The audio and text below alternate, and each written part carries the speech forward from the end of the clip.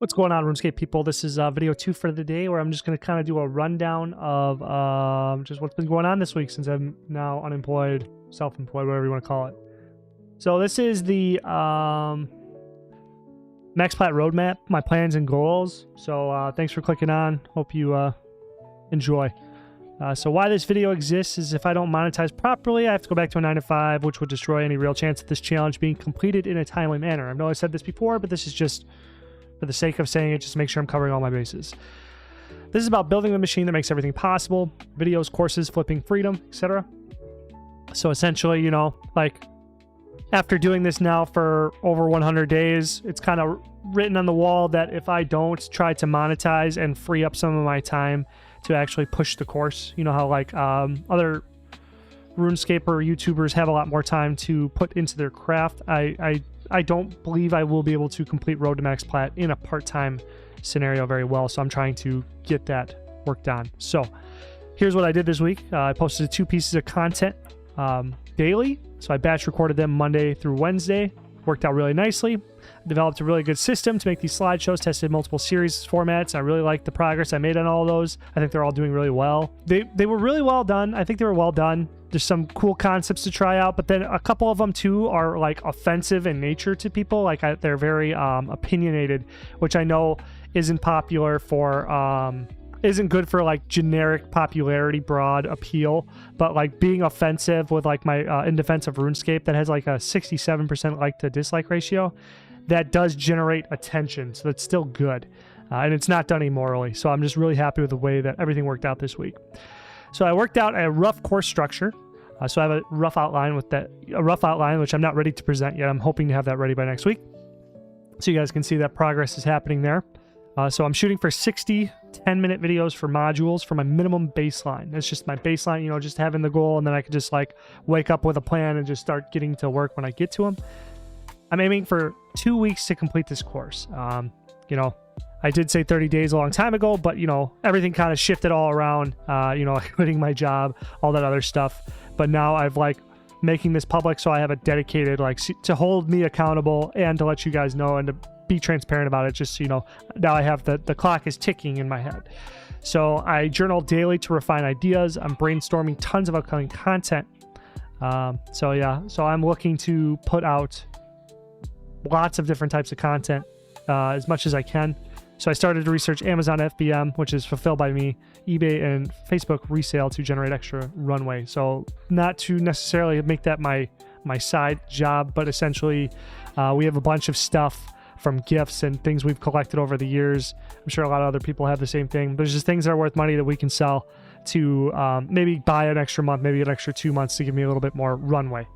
So that's that. But then it also, I figured that if I resale would be good for me to get into, because it is literally what I'm doing on RuneScape.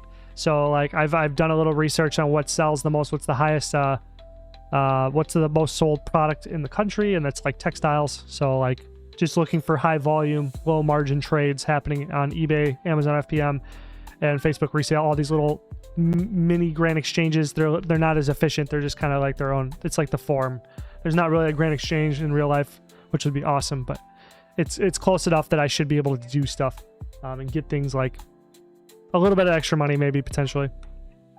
So here are the growth and the results for me double posting.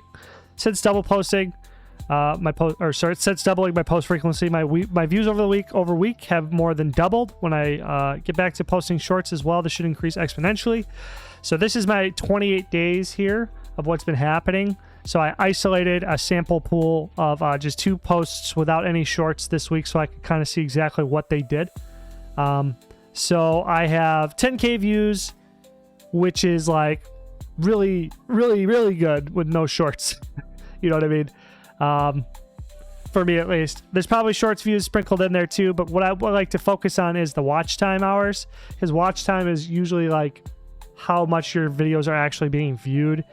Views right now, if you look at views, or if you look at other people's YouTube channels, if they have a lot of shorts, the shorts could be inflating the views, because not all views are the same. Like a view on a short is a shorts view. So that could be anything from 5 seconds to, I think they're 3 minutes now. So shorts views might be worth a little bit more now, but 60 seconds was the previous limit.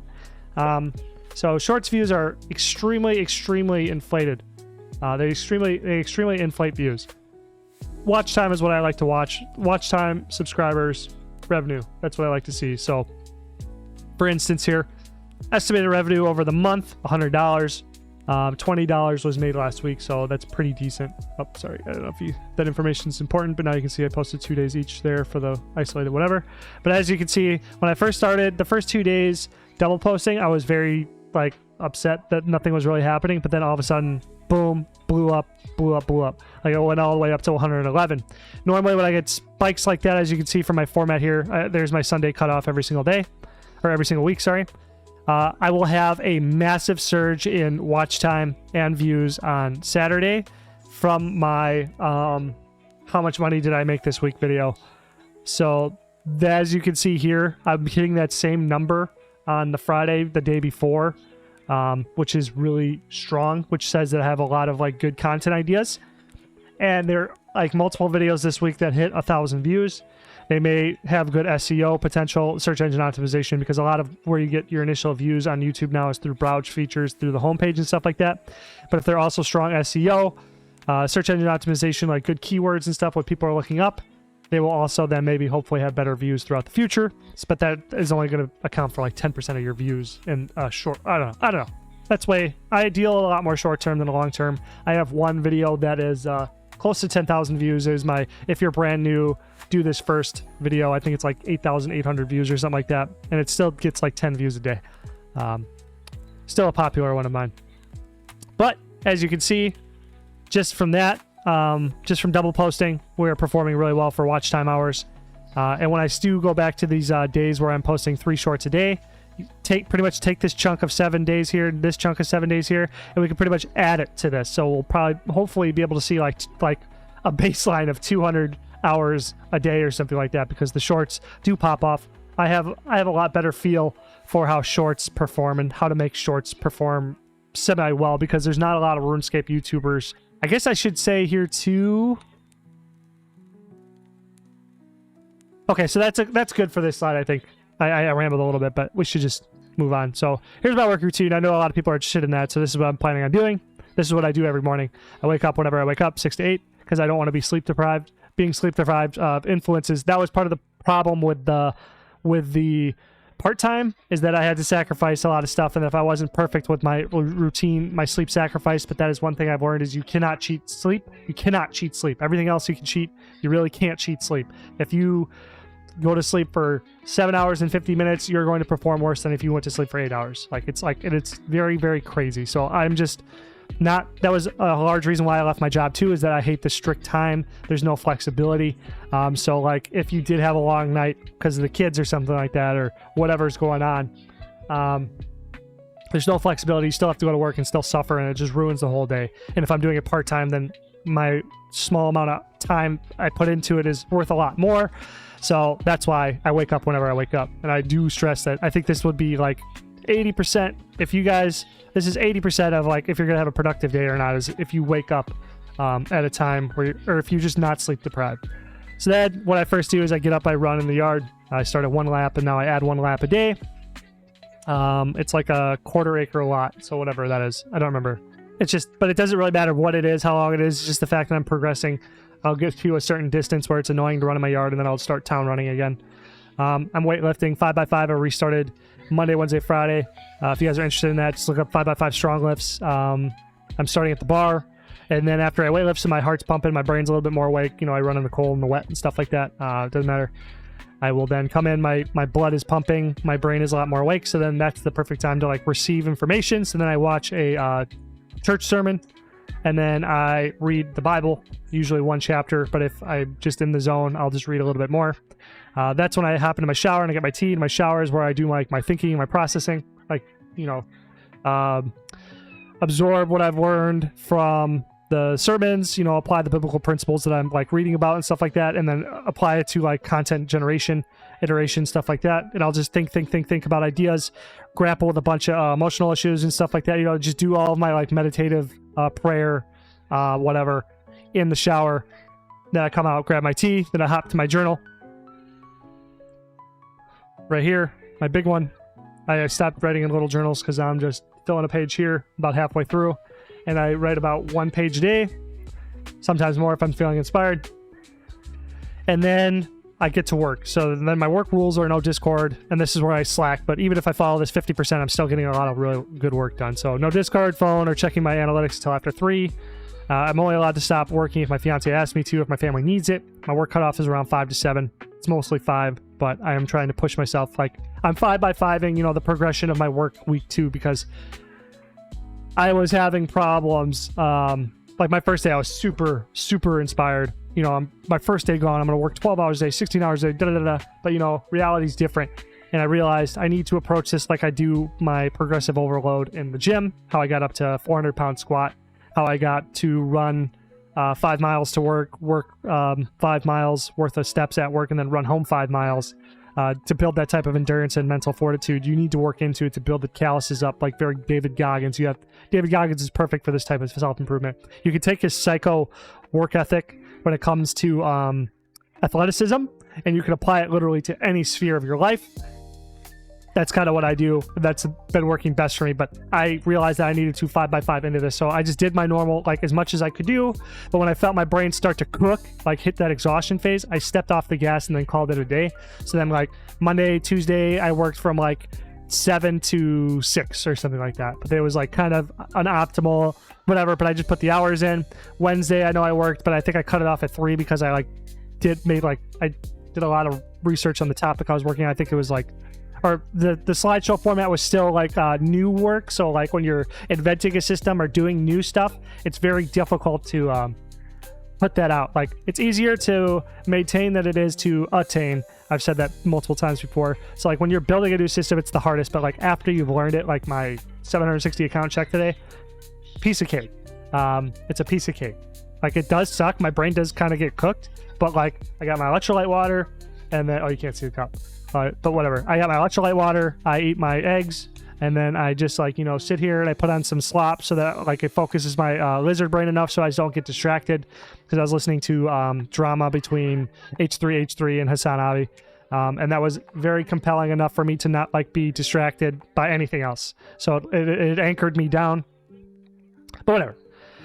But maintaining that system is easy, but making the new systems with the new pieces of content kind of drain me. But yeah, so whatever. Next week is going to be a lot better of a week because now I have a lot more formats figured out, and I'm going to implement a new format which will slow down my work, but I'll have that. But anyway, so then I work cut off, and then I spend time with family. They love watching me play Fortnite, so I play some Fortnite.